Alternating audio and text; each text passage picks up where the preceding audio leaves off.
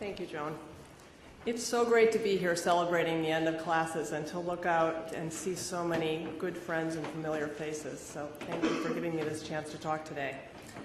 I have been to a lot of Class and Charter Day ceremonies and heard a lot of Class and Charter Day speakers. So when Joan asked me to speak this year, it really made me a little bit anxious.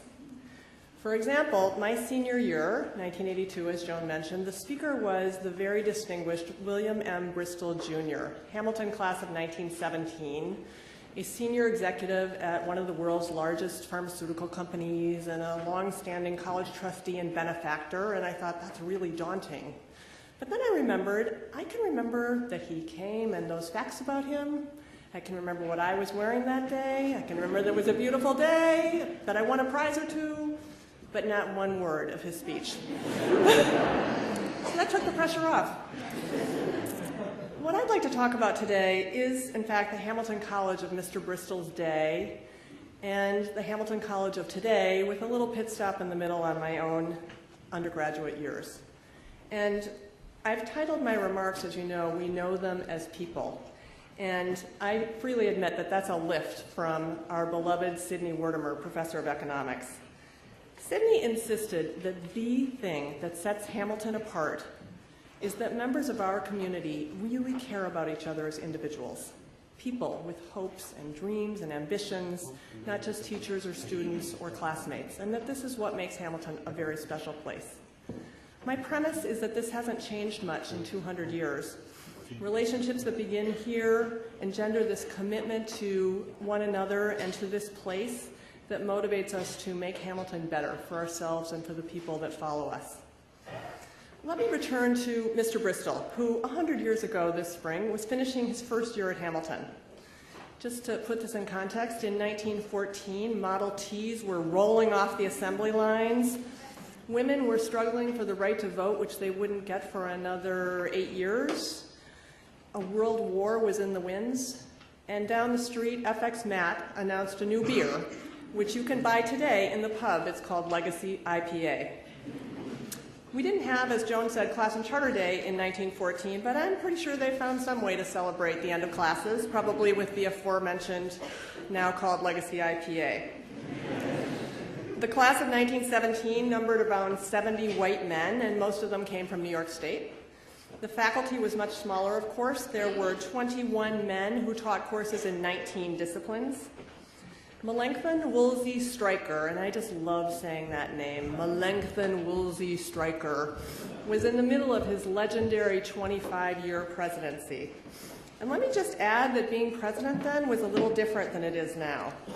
He was also the college chaplain, the choir director, a professor, and a one-man admissions and fundraising operation.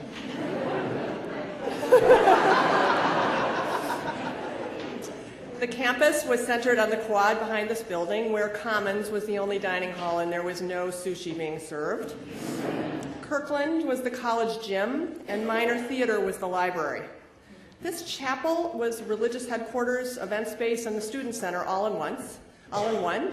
And it was somebody's campus job to climb the stairs every hour to the empty third floor and ring the chapel bell by hand to call classes. It was very much frontier living. Yet, when Bill Bristol spoke from this podium 65 years later, and I did go back and watch the DVD, I could really relate to much of what he said. He told stories about his classmates and teachers that made it very clear how much they cared about one another. Faculty members played a huge role, not only conveying knowledge, but also inspiring their students to live lives of meaning and purpose, and I hope that sounds familiar to you students here today. At Hamilton, students learned to think critically and communicate well, and those skills served the class of 1917 well as they went on to careers as educators and physicians and lawyers, executives, and more. One of them, Stephen Royce, was even a professional baseball player, and our baseball field is named for him now.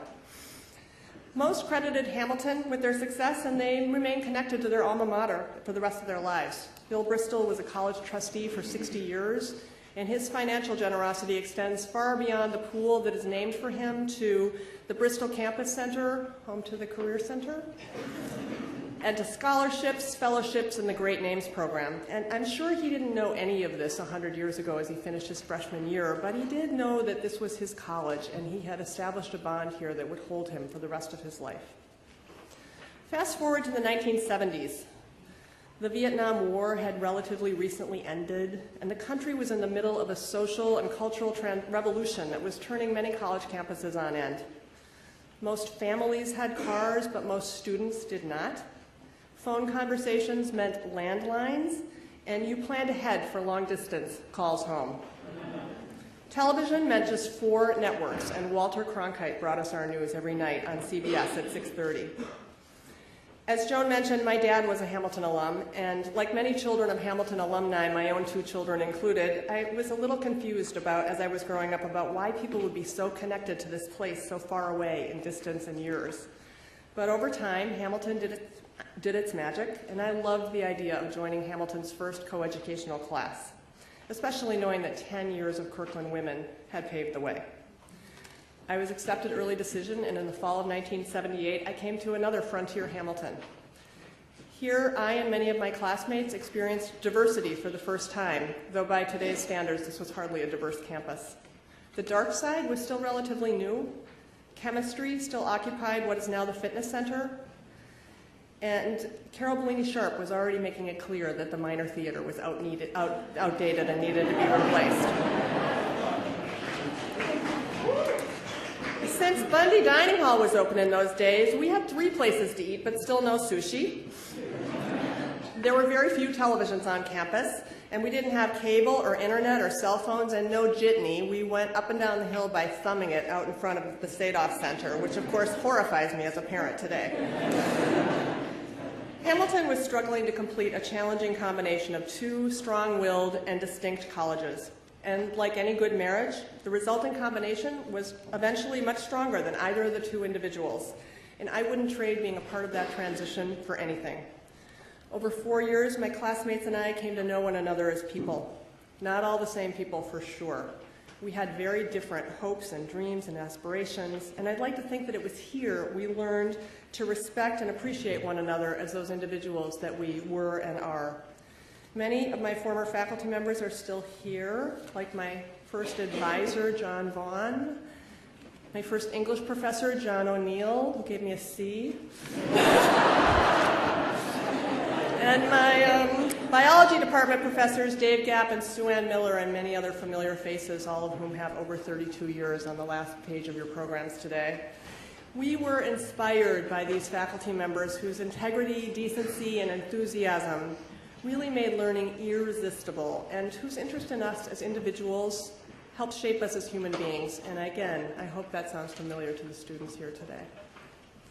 Well, I don't think we had any professional athletes in the early 80s, and in fact, I asked John Hind this earlier today, and the answer was no.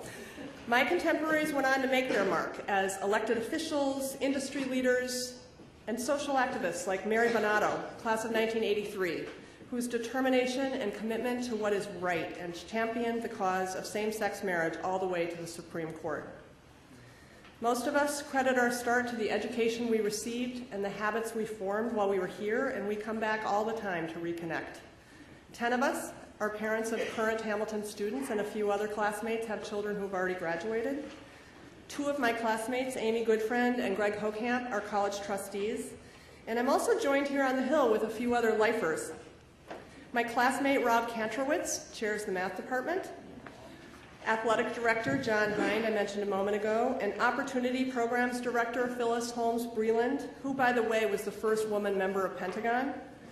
They were classmates just a couple years ahead of us, and together I'd like to think we have an impact on the college today, and I know that the fact that we are alumni strengthens our work. In his new book, Professor Dan Chambliss writes about college success and explains that in the end it's really quite simple. A lot of it comes down to forming meaningful relationships with adults early. Now, sorry Dan, but my instinct is that other things might come into play too, like roommates, the curriculum, facilities, and yep, even sushi.